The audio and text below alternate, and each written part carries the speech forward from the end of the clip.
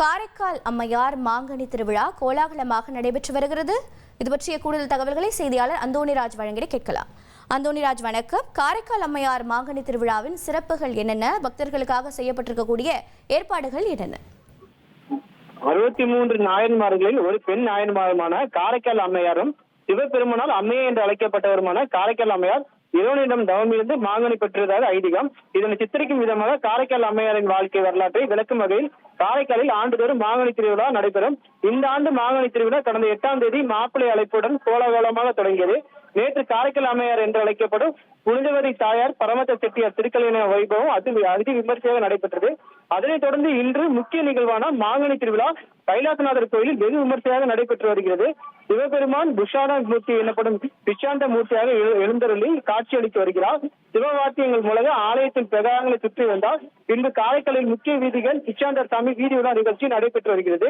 அப்பொழுது புனிதவதி தாயார் பிச்சாண்ட மூர்த்தி சுவாமிக்கு மாங்கனி வழங்கிய நினைவு கூறும் வகையில் வீதி உலா வரும் இறைவனுக்கு பக்தர்கள் மாங்கனிகளையும் விண்பாட்டு சாற்றியும் ஓம் நமச்சிவாய் என்ற கோஷங்கள் எழுப்பினர். தொடர்ந்து மாடிகள் மற்றும் கட்டிடங்களின் உச்சிகளில் ஏறி நின்று மாங்கனிகளை வீசி எறிந்து வேண்டுதலை நிறைவேற்றினர். வீசி எறியப்பட்ட மாங்கனிகளை வானிலிருந்து மாங்கனி மலை பொழிவது போல் காணப்பட்டது.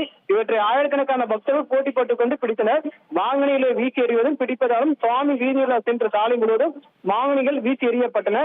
உத்திர பேர் இல்லாதவர்கள் மற்றும் திருமணம் நடைபெறவும் பிச்சாண்டவரை காரைக்கால் அம்மனை வேண்டி வணங்கி மாங்கனிகளை வீசி சென்றால் உத்திர பாக்கியம் உண்டாகும். அவர்கள் பிறகு வந்தவர்கள் அதேபோல் திருமணம் நடைபெற்று தம்பதிகளுக்கு மாங்கனிகள் இறைத்து தங்களின் வேண்டுதலை நிறைவேற்றி செய்து வருகின்றனர். நிகழ்ச்சியில் புதுச்சேரி அமைச்சர் திருமுருகன் கலந்து கொண்டு சிவபெருமானுக்கு மாங்கனி படைத்து வழிபாடு நடத்தினார். மேலும் திருக்கோயிலில் உள்ளூர் பக்தர்கள் மட்டுமின்றி தமிழக, கேரளா உள்ளிட்ட வெளிமாநிலத்திலிருந்து பல்லாயிரக்கணக்கான பக்தர்கள் கலந்து கொண்டு மாங்கனிகளை இறைத்து வழிபாட்டில் ஈடுபட்டு வருகின்றனர். இன்று மாலை காரைக்கால் அம்மையார் பிச்சாண்ட மூர்த்தி என்று அழைக்கப்படும் பிச்சாண்ட மூர்த்தியை எதிர்கொண்டு அமுத படையலுக்கு அழைத்து செல்லும் நிகழ்ச்சி நடைபெற உள்ளது.